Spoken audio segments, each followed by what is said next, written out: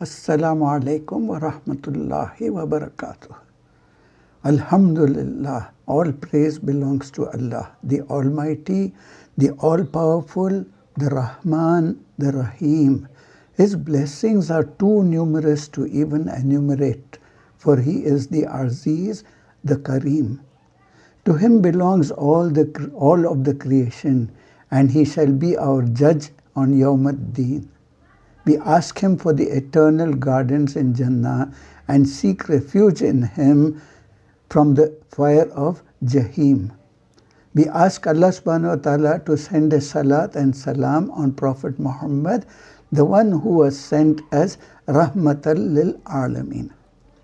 In this session, inshallah, we will cover the ayahs 22 to 25 of Surah Ar-Rahman.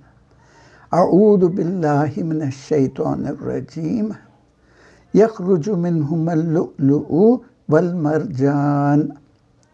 From the two of these waters, Allah takes out pearls and corals.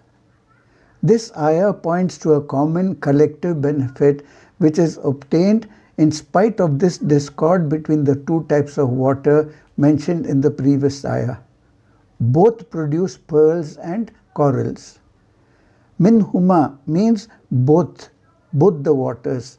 At the depths of the ocean, a pearl is a tiny, light object. Why is Allah subhanahu wa ta'ala mentioning these trinkets, decorations that are clearly not the most beneficial things that mankind needs from water? They have no value other than beautification. What is the wisdom of Allah subhanahu wa ta'ala behind this? One opinion is perhaps Allah subhanahu wa ta'ala references these are the least useful, and yet even these objects are so precious that we pay fortunes for them. So how about that which is more useful for our living? By indicating that which is not essential but still so valuable, there is an indication of that which is more useful and valuable. Pearls and corals are going to come from both of them. The transition is that Allah subhanahu wa ta'ala is the master of as far as you can see. Oceans and rivers are beyond what you can see in your limited experience, especially for the Arabs of that time. Allah subhanahu wa ta'ala tells them the realities of the depth of the oceans and the depth of the other rivers. A Christian missionary wrote against the Quran and said that the Quran is wrong, na'udhu billah, because pearls only come out of salt water. In fact, many others were of the same opinion. But they were all wrong because pearls are found in sweet water all over the world. The Encyclopedia Britannica clearly makes it evident that pearls and corals come out from sweet water as well. Freshwater mussels in the temperate zone of the northern hemisphere have produced pearls of great value. The freshwater pearls of the US have come principally from the Mississippi River. Pearling is still a carefully fostered industry in Central Europe, and the forest streams of Bavaria in particular are the source of choice pearls. Freshwater pearling in China has been known before 1000 before Christ. The pearl is one of the most marvelous wonders of the sea. The mollusk goes to the bottom of the sea inside its hard shell, which keeps it safe from danger. It is different from other animals in form and life pattern. It has a fine, wonderful net similar to that of a fisherman, which allows air, water and food to enter, but stops sand, stone and similarly unwanted objects. Below it are the mouths of the animal, each with 4 lips. Should a grain of sand or a small stone or a harmful organism get through the net, the mollusk immediately covers it with a sticky discharge, which then solidifies to form a pearl. The size of the pearl differs according to the size of the foreign object that finds its way inside. Coming to the coral, coral is among Allah subhanahu wa ta'ala's amazing creation. It is found in the sea at depths ranging from 5 to 300 meters. It fixes its lower edge to a rock or weeds, keeping its mouth at the top. Around its mouth, it has several protrusions used to capture food. Should a little creature touch any of these protrusions, it is immediately paralyzed and sticks to the protrusion, which then shrinks and bends towards the coral mouth, where the paralyzed prey is pushed through a small passage similar to a man's esophagus. Another sign of Allah subhanahu wa ta'ala's wonderful creation is that coral reproduces itself by discharging reproductive cells which fertilize the eggs, and the baby coral will then stick itself to a stone or a weed, starting an independent life like its mother. Thus, the coral tree is formed with a wide trunk and narrower branches that may become very fine. The coral tree can reach 30 centimeters in length. Coral concentrations differ in color. Some are orange, some are of red carnation. Red coral is the solid stem that remains after the living part has died. Coral stone-like concentrations can form large colonies. One of these is a chain of coral rocks known as the Great Barrier Reef to the northeast of Australia. The reef is 1,350 miles long and 50 miles wide. Subhanallah. The massive body of water that is on the earth is still subservient to Allah subhanahu wa ta'ala, bringing us various benefits from tiny pearls embedded in oysters on the ocean bed to the corals. Man makes jewelry from both pearls and corals. Allah mentions both as part of His blessings. The usual question is asked in ayah number 23, فَبِأَيِّ آلَاءِ رَبِّكُمَا تُكَذِّبَانِ.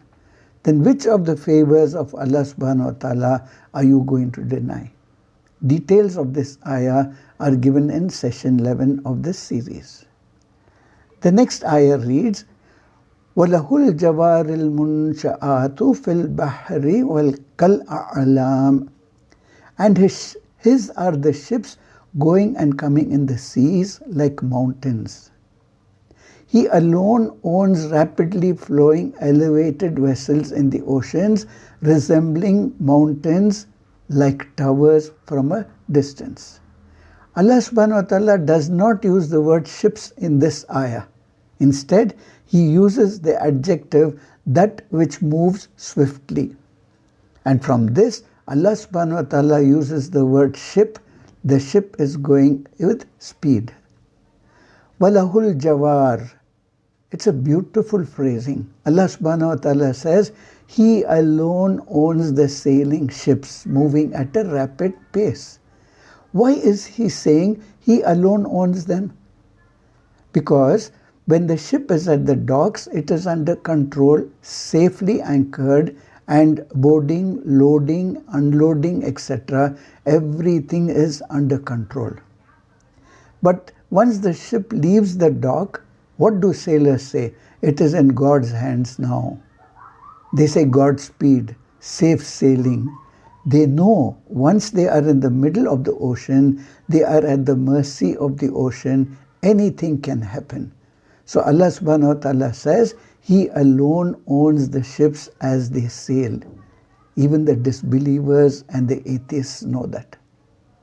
Jawar is plural of jar, referring to ships high rising in the oceans like mountains. Something that would normally sink, Allah has given blessing. You know about the surface tension and displacement of water, that they can be designed to keep afloat in oceans. Al-Munsha'at, something which is constructed, it's not natural. Here Allah subhanahu wa ta'ala is hinting at another blessing, that Allah subhanahu wa ta'ala gave us the knowledge and ability to make these ships. The ships are so high, they are elevated in the middle of the ocean, they appear like mountains. It implies that they are incredibly heavy ships. In our times, it is cargo carriers, oil-laden ships, aircraft carriers, entire airports floating in the water, cruising at speeds. When you look at the huge carriers on the sea, you should think about Allah subhanahu wa ta'ala. These ships are like tiny cities. This subject is discussed in Surah Fatir in the following words. That is in Surah number 35, ayah number 12. And the two seas, which refers to the kinds of water, are not alike. This fresh, sweet and pleasant to drink, and that saltish and bitter. And from them both you eat fresh, tender meat, referring to the fish, and derive the ornaments that you wear. And you see the ships cleaving, that you may seek of his bounty, and that you may give thanks. Just like the mountains can be seen from a distance far, far away, so also in an ocean, when everything is flat in calm waters, you can see a ship far away. This surah refers to these floating ships as belonging to Allah subhanahu wa ta'ala. They indeed sail by His will only. Nothing keeps them afloat in the sea, although through its waves and currents, except Allah's care. Hence, they belong to Him. They remain among the great favors with which He blesses human life. They provide a means of livelihood, transportation, and comfort for the people. Now, two things are being compared thus far. Pearls, tiny little pearls, the most expensive things, and they are in the bottom, and the gigantic vessels on the top of the ocean. If you are holding a pearl on top of one of these vessels, sailing away over the water, and you throw that pearl in the ocean, where does the pearl go? Does it float or does it sink? It sinks to the bottom. Doesn't it make you wonder, if Allah subhanahu wa ta'ala wants something to float, it will float, and if He wants something to sink, it will sink. That is buoyancy. Here the control of Allah subhanahu wa ta'ala is being highlighted. What Allah wants to float and what He wants to sink. After this occurs the repetitive word. Its context and placement is evident. فَبِأَيِّ آلَاءِ رَبِّكُمَا تُكَذِّبَانِ. Attention is directed to another sign which, in spite of conflict, shows harmony.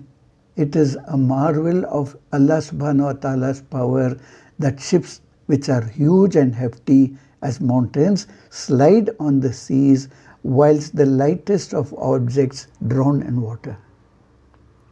It is a manifestation of Allah subhanahu wa ta'ala's wisdom and power that an object as heavy as a ship loaded with thousands of tons of cargo sails on water and does not drown. Creating such harmony between discordant elements is only in the authority of Allah subhanahu wa ta'ala, the one and only.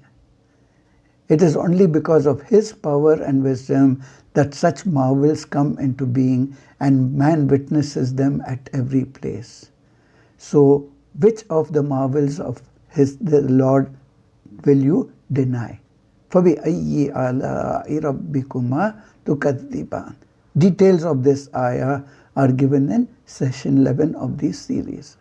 Inshallah, we will continue with the next ayahs in the next session, inshallah. Assalamu alaikum wa rahmatullahi wa barakatuh.